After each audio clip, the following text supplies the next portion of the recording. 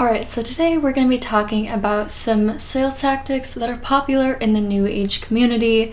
If you've seen a lot of my videos, you might have heard me mention a couple of these, like in my Breakaway Movement video, my business coach sales tactic video. I've definitely talked about a couple of these, not all of them. I'm not trying to sound repetitive, I just thought of this idea randomly and it sounded really interesting to me. These tactics aren't necessarily exclusive to New Age, but I did try to pick things that were more common in it rather than just being like super general sales tactics. And I'm not trying to say that anything anyone does to market a product or increase sales is like inherently bad or shady or unethical. And I'm also not trying to say that like anyone who does any of the things that are mentioned in this video is doing it in a shady way. Like, I'm sure that there are some people who have totally ethical or innocent ways or reasons for doing these things, or they might not even be doing them as a sales tactic. But other people, I think, are. Some of these things are going to be a little bit more like shady or manipulative or just like have bad vibes more than other things, but different people have different reasons for doing things, so it's not like anyone who does these things is like a bad person. That's not what I'm trying to say at all. So I asked in my community tab for some tactics that you guys have been seeing out about on the internet in the New Age genre, so thanks for everyone who shared on there. I decided to go with 12. I'm going to be talking about 12 different tactics in this video, so here we go. These are things you can be on the lookout for, although again, they're not all necessarily inherently bad, although maybe some of them are. I don't know. You can decide for yourself. Number 1, angel numbers. If you don't know what angel numbers are, they're basically just a repeating sequence of numbers. So like 22 or 888 or 1234. They're part of numerology, which is kind of popular in New Age circles, I guess.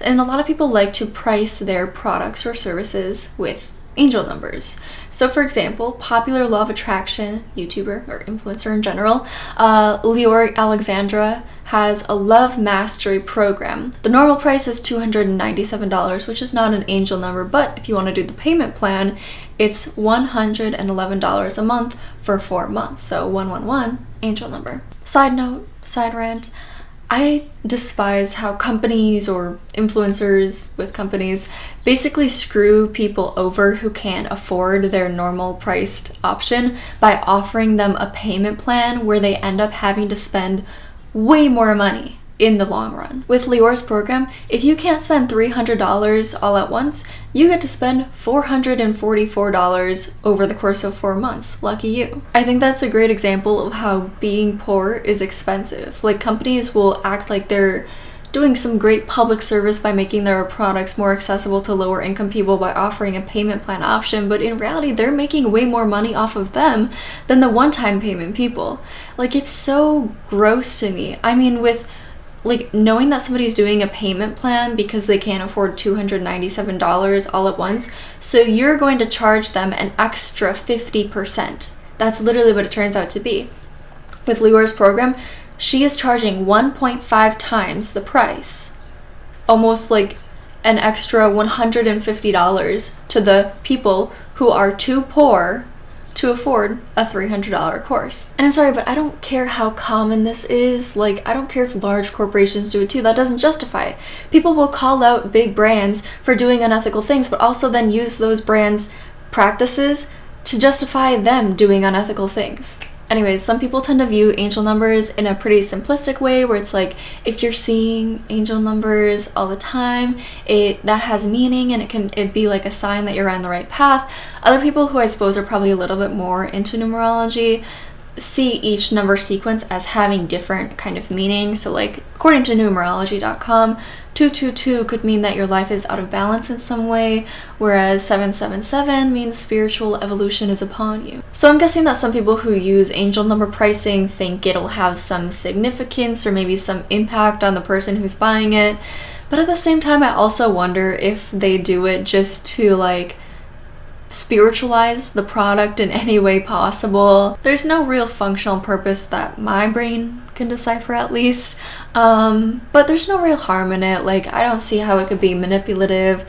I think it's kind of funny. Like, I always get joy out of seeing angel number prices. Number 2 is saying that this is an energetic exchange. I hate this one because energetic exchange has become such an overused new age buzzword. Basically what people say, or people mean when they say this, is that you're giving them energy in the form of money, and they're giving you energy in the form of the product and the information, the knowledge, the wisdom that's in it. So you're exchanging these different forms of energy. But it's like, in the same way, you could say that buying Twinkies from Walmart is an energetic exchange, but I'm sorry, it just doesn't really mean anything. I feel like this is often used when the seller knows that their products are priced very expensively, and there are a lot of euphemistic phrases and words that are used in New Age to change your money mindset to one that makes you more likely to give your money to the person who's using these phrases, you know? Sorry if you can hear any background noise because my cats are being very wild right now. But I want to read part of somebody's comment they left on my community post that I really liked. In response to me asking about sales tactics, the person listed, "Not knowing the difference between being exploited as a worker and exploiting your consumers. Spiritual people have started their own businesses to avoid being exploited as a worker and then go on to exploit their consumers by charging exorbitant prices in an unregulated industry. The energetic exchange is not equal. The consumer is being exploited." And I think that's a great thing to point out. Just because there's energy that's being exchanged doesn't mean that it's being exchanged equally, and you could probably argue that the more unequal it is, the more exploitative it is. Here's an analogy. You could say that there's an energy exchange between my cats and I. You know, they provide me with cuddles, and I provide them with food, water, shelter, warmth, catnip, kisses, treats, love, clean litter box, etc. They're exploiting me essentially, you know, because there's not, the energy exchange isn't equal. In order for it to be equal, they would have to like maybe pick up some chores around the apartment, but see, they don't want to do that because they want to be their own bosses and not take orders from anybody. So that's essentially what's happening between a lot of New Age influencers and their followers. Number 3, you have to spend money to make money. This is of course used when the product or service is going to be something that'll help you or is supposed to help you make money. And people use this to make you feel more comfortable and justified in spending money that on first impression is probably going to seem a little overpriced, because it probably is. But hey, if you want to make money, if you want to make a lot of money, you have to not only just be willing to spend a lot of money, but some will also say that it's a necessary thing you must do. You know, by spending a lot of money, you're sending a message to the universe that you want to receive a lot of money. And then the universe will do that for you when it has some free time, I guess. Because, you know, it's like the universe doesn't really speak the same language as humans. You can't just say to the universe, hey, I want a lot of money, and it'll just like understand that and give you a lot of money. What you have to do is you have to give away a lot of your money, just get rid of all of that you can, go into debt if you're able to. I mean, everyone's able to go into debt, right? So preferably go into as much debt as possible, and give all this money to New Age influencers. That's the best way that you're gonna like get the universe's attention so that it'll give you a lot of money. I think that's how it works. Number 4 is making you feel bad or inferior because you have a bad money mindset. Some New Age influencers will say things like, oh, I don't want to work people who have bad money mindsets. I don't want to surround myself with people who have limiting beliefs, who have that kind of low vibrational negative energy. And that can make some people who are really into New Age stuff and look up to the influencer feel like bad about themselves, or feel like the influencer kind of looks down on them because of their bad money mindset. And it might make them more likely to spend the money on the influencer's product to show them that, no, like, I don't have a bad money mindset, I'm not low vibrational, I don't have limiting beliefs. And so it can be like they're either trying to prove themselves to themselves in a sense, or if they're in direct contact with the influencer and they're like directly being told this through like DMs or whatever, they might kind of be trying to like prove themselves to the influencer. Something similar to this is them saying like, oh, if you really wanted abundance or happiness or wealth like you say you do, then you'll spend your money on this product. And again, it's like they're trying to get you to feel like you need to prove yourself to yourself or to them that you really do want this thing that you said you wanted. And to me, these kinds of phrases are pretty manipulative. I can't see how anyone would really say this in like an innocent way, you know? Number 5, sneaky prices. Some folks really aren't in the business of transparent pricing. Hey, I get it. I have a website myself. Sometimes it can be a real challenge to figure out how to make a text box and put a number in it. But it's like, you gotta email them to figure out the price, or book a call with them, or click through 20 different links, answer some questionnaire, and all of these things that really, the purpose of them is to help get you roped in a little bit so that you're more likely to pay when you find out how expensive the product is, because they don't need to do this if the product is decently priced. This one I do believe people do for unscrupulous reasons. It's all to put more money in their pocket, you know? Common theme we have going here already, you know? Unfortunately, I doubt that there's a community or like common interest group that has avoided having money-hungry people in it, you know? That's just life, I guess. And by no means are all people or all influencers who are into New Age spirituality or sell New Age products and services like this. Number 6, poetry word salad. This one I don't think people purposely do to manipulate anyone, but it is quite common to see people who are selling like books or retreats or courses or photo presets, whatever it may be, to kind of pair the sales pitch with a long quasi-poem, as somebody who commented about this on my community post phrased it, which I felt like was like a really accurate description. If you know of Claire Michelle or Planful Soul on Instagram, that's probably who comes to mind first. That's who it does for me. If not, I'll put a picture on the screen for you to read. I'm completely inept at understanding poetry, but I would love it if somebody who isn't like that would make a video like analyzing the New Age style of poems from people. That would be so cool. I would watch it. I don't care if you have like 90 subscribers. Please, somebody make one and send me the link, because I tried to look it up and I couldn't find any videos made on that. But there's a lot of videos where people like analyze kind of modern poetry, Rupi Kaur, and those kinds of poems, and they're really interesting to me, but I could never make a video like that because I don't have anything to say. I just don't know. Anyways, I feel like these poems are there to try to give more depth to a product than it actually has.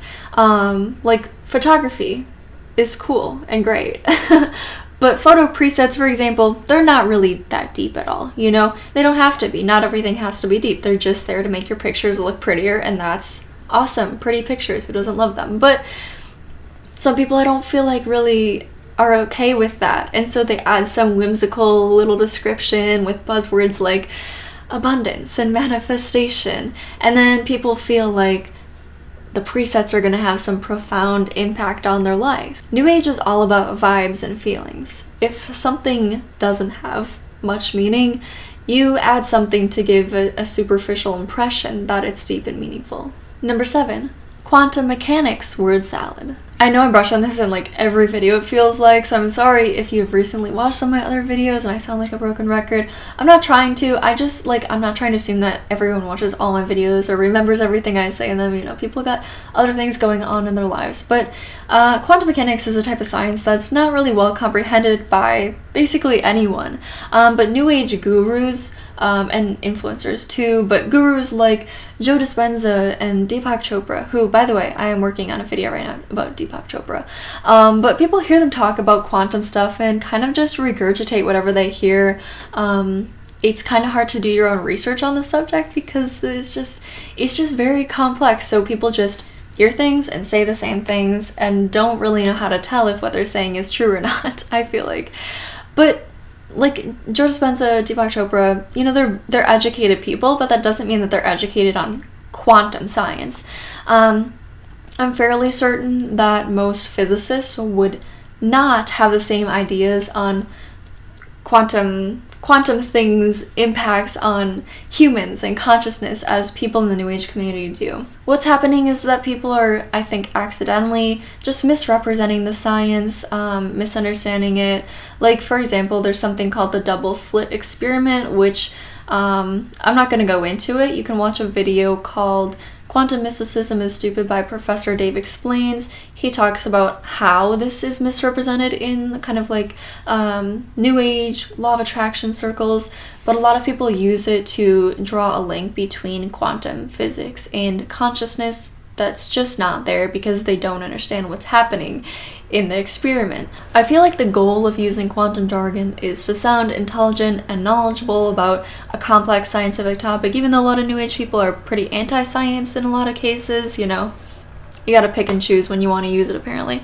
But I also think it's to appeal to the fact that really no one's gonna have any way of explaining how you're wrong, because most people just aren't. You have to be educated on a topic in order to be able to do that usually, and like no one is. I don't think there are that many physicists just kind of lingering in New Age circles waiting to explain how people are misrepresenting quantum science. Number 8, making you feel like they understand you. This is especially effective, I believe, because many people who are into New Age stuff may feel kind of like outcasts. You know, they might not have any friends or family members who are into the same things as them. That's pretty common, and I know I certainly felt that way when I was more into New Age. Another thing is that some people may feel like there's not really that many people who are as woke as them. And so if a creator appeals to that, it can be a good strategy. These two things are pretty self-explanatory. I don't feel like I have to go into them that much, but I guess the last thing I'll say about them is like, I feel like some people might use this in a manipulative way, but I'm sure also some people use it in a pretty innocent way, because, I mean, if you have a common interest like New Age spirituality, they might understand you in a lot of ways. Number 9, emphasizing that the product is based on ancient teachings and or Eastern teachings.